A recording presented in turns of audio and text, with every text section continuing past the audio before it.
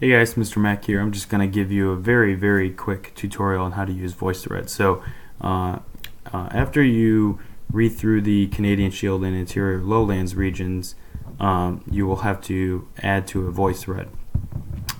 So if you click on Voicethread, it'll take you actually to our Google Classroom, and click on the link there, and then this is what Voicethread looks like. So after you read through what you need to comment on, you click this plus sign, and you can either do an audio comment or you could do a video comment.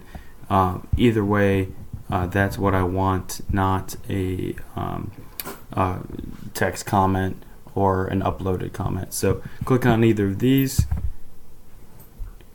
and then it'll record a comment. So if you just talk for a little bit and so on and so forth, you can click stop recording, and then you will eventually see a comment.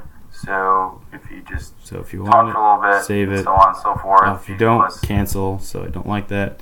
But then as other people comment, you'll see their names down below, and then that will allow you the opportunity to click on their name, and you can add a comment, and then it'll create it along this timeline.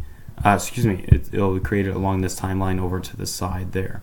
So just really quick, an easy way of adding to discussion for the class. Thanks.